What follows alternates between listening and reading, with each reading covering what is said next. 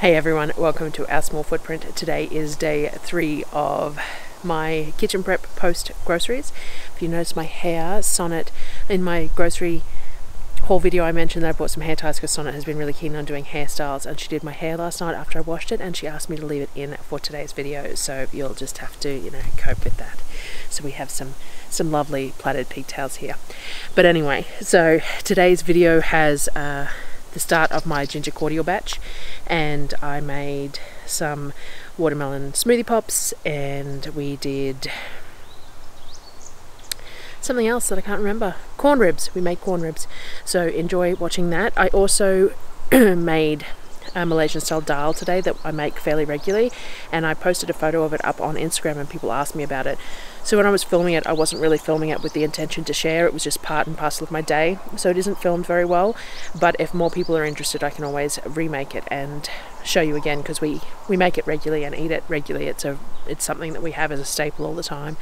But I've shared what I got of that anyway, and I'll put the ingredients in the comments below as well as requested.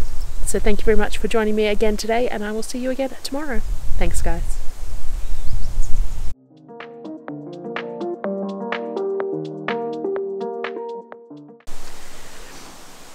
When I did the shopping, they had some corn cobs fairly cheap. They were just under $1 each, which isn't excessively cheap, but cheap enough to buy as a bit of a treat. And I had been seeing these corn ribs on Instagram and YouTube and stuff for ages now. It's been months. I think they've been around for a long time, but really liked the idea of it. So I bought these corn cobs with the intention to give corn ribs a go.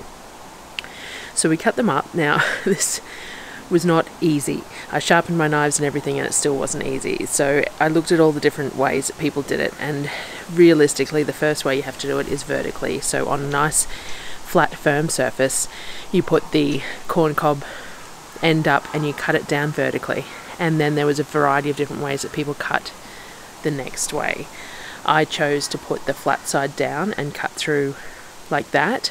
Some people did the second cut vertically and things like that, but I thought that was a little bit dangerous with such a narrow piece of corn, so I did it face down. But it still wasn't easy. The knife didn't want to go through, and the angles were funny, and it was a little bit challenging, but it was definitely worth doing at least the once. I think next time I'll just cut them into little mini cobs, to be honest, but it was definitely neat to do it this way for this particular time. So I seasoned them up. Most of what I read said that you basically use your choice of seasonings, so I did my normal. I did olive oil, and then I did some salt, some smoked paprika, and some garlic, things like that, all the stuff that I use to season most things, my choice of favoured seasonings. And I mixed them all up so that it was coated over the corn as well as the cobs and things like that, to be able to roast it up. I'm going to use these cores to make some nice corn stock, so I wanted to make sure that they were coated as well, because I think some corn stock will be really nice as a soup base for like an Asian style chicken and corn soup type thing. So I mixed them all up, and then we spread them out on a tray. So Kavik wanted to help me with this, so it was a little bit slow going, but we got there. So all I did was spread them out on a baking tray, not too close together. They are supposed to curl up like ribs, so I wanted to give them a little bit of space for movement. So I got Kavik to spread them out over the baking tray so that we could put them in the barbecue. So I preheated the barbecue pretty high before we put them into. A good 230, 240 is what I had it on. I'm assuming, but that the temperature would need to be pretty high to create that curl, and it'd have to be pretty quick. So like you'd have to put it into a hot oven to create that curl. I don't think it would work as well if it was in a lower oven, but I don't know. That was just my assumptions based on, cooking. So we did that. We preheated the barbecue nice and high, got them all on the tray and stuck them in the barbecue. Once we had that in the barbecue, I started working on some of the ginger. So first thing I'm going to do is make a big batch of our ginger cordial, or ginger syrup. It's not really a syrup because it's not as heavily sugared as that, but a ginger cordial that we can use in our soda water, because We really like fermented ginger beer, but it's too hard for me to get it to work in winter. it won't ferment because our temperatures fluctuate too badly. So I will start a new ginger bug in summer, but for the moment we just haven't been having any ginger flavoured drinks. I'm going to put aside any of these ones that look really good for planting too, and do a nice big row of ginger this year too. So I cut up some of the ginger. I did 500 grams for this batch. So I cut up 500 grams of ginger. I left the skin on. I just diced it nice and small. If my Thermomix was clean, I could have just minced it in the Thermomix, though you do have the problems of when you're straining the liquid then that you get a lot more residue through when you've ground it up like that. Cutting it stops it from doing that quite as badly. Not that we really mind about the residue, but it does, when you can it, it does look a bit odd on the shelf because you end up with this little chunk of sediment in the bottom of the jars. Once the ribs were cooked, we pulled them out, and this is what they looked like cooked. They were delicious. They were worth the effort, but I don't know whether I would make the effort again. Like we were happy we did it, but whether we do it again, we shall see. One of the other things I was going to do today was cook some dal. Now, I didn't film this very well because I didn't know if I was going to share it, but I put a picture up on Instagram and people were interested. So I'm going to try and give the information and put some details in the bottom as well about it, because I didn't film it very well. So we make a Malaysian Style Dal using a Malaysian curry powder, and it's very basic, but it's the way we like it. So we use a 2 smallish onions or a large onion, and then I've got the angle really wrong on the Thermomix here, so you'll have to excuse that. I use a tablespoon of the Sambal Oelek. I don't know how that's pronounced. That is a guess.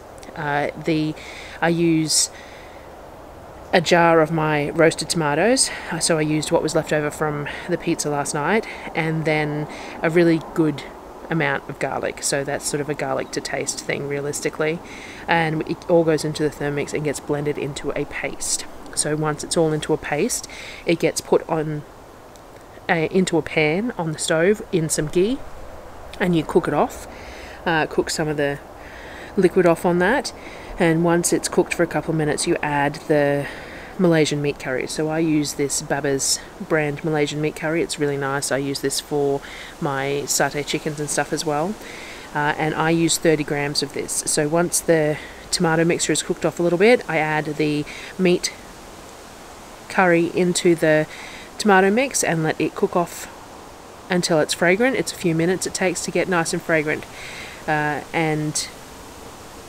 that's that step. I added the water to my ginger, so I added 5.5 litres of water to this 500 grams of ginger and put it on the stove to simmer. I'm going to simmer this for 10 or 15 minutes, and then I'm going to put a lid on it and I'm going to leave it overnight to steep. So I'm not going to strain this until tomorrow because I want it to be really strongly ginger. So this is the dal cooking as well. So the actual lentils are cooked in water, or you cook them with stock, I suppose, if you wanted, and it's about a 1:4 ratio. So I did 400 grams of dal to 1200 grams of water and just cooked it till it was a slurry and soft. The lentils still had a little bit of texture, but it was definitely, there was no hard bits in the middle. So I added that to the curry and tomato mixture, and then added a whole can of coconut cream and mixed it up, and this is what it looks like. After all that was done, we had some dal for lunch and the corn ribs because, you know, they're best when they're warm. I cut up some watermelon, so I wanted to get through at least one watermelon just to be starting to get through them. So we cut up the watermelon, skinned it and sliced it, and we pulled all the seeds out. Sonnet helped me with the seeds. I don't have a food mill at the moment. It is something that I'm going to invest in, but at the moment I don't have one. I do have the attachment for my KitchenAid that I can attach the food mill to, so I might buy that, but I didn't want to put the seeds in anything like the Thermomix or the immersion blender because I was concerned that they would just chop up the seeds rather than me being able to strain it out. So we sat there and pulled all the black seeds out, which is fine. We were Sonnet and I stood there together and did it. It didn't take too long. It's always nice to have her standing there chatting with me in the kitchen anyway, so we pulled all the black seeds out and put it in the bowl. So we cut the first half up, and then I used the immersion blender to turn it into a puree because we were concerned about the size of the bowl. We did end up having to change bowls too.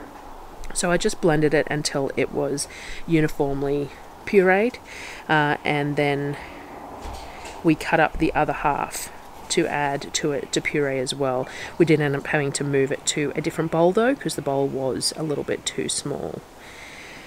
Once we pureed it all, we decided to add a tin of the plant-based condensed milk. So when I was googling about things to do with watermelon, a lot of places had these 2-ingredient ice creams, which was condensed milk and a fruit, and I thought that adding condensed milk to the fruit might stop it from going as icy, because what I'm going to do with these is make them into ice blocks. And I thought by adding the condensed milk that it would stop the watermelon from being as icy when it's frozen by adding that little bit of fat in there. So we just added 1 can of this condensed milk to the whole watermelon just to give it a go. It definitely changed the texture of it a little bit. It did make it seem more creamy rather than liquidy, but I will see tomorrow what the ice blocks come out as. And then we put it all into the molds. So I get asked all the time where these molds are from. They are from Kavik's, and I'll try and put a link in the bottom. We love them. They stack well. Sonnet did overfill a few of them, so getting them apart may be a little bit challenging, but they do come with these plastic covers that you can put over them to stack too. They just go missing in my house. So I have a whole lot of paddle pop sticks that I keep in a container under my bench to use with them, and during summer I make these every second day with whatever we happen to have, smoothie type things, because I find that making a jug of smoothie, they drink the whole jug of smoothie in one sitting, but if I turn that jug of smoothie into smoothie pops, they can have 2 smoothie pops a day for a couple of days out of the same quantity of smoothie. So I really enjoy doing it this way. It makes portion control and stretching that easier, and they really like the idea of it. So you can make all sorts of things in it too. We have made chocolate pudding ones and things like that too, but I generally just make fruit because it's easier and the kids enjoy it, and I do different blends of fruit. Sometimes I layer it if I'm feeling really adventurous. So we put it all into the molds and then got that into the freezer, and I'll show that to you tomorrow how that looks. The other thing we did was, with what was left over, we added some frozen banana to it and just turned it into a fairly thin fruit drink for the kids to have with their dinner. I didn't film dinner tonight, but we just had meatballs with mashed potatoes, steamed veg and gravy for dinner tonight, and they had their smoothie with their dinner. So that was today's kitchen tasks, and I hope you enjoyed watching, and I will see you again tomorrow. I will finish off the ginger tomorrow, and I will show you what the ice blocks look like as well. Thank you for joining me. See you later.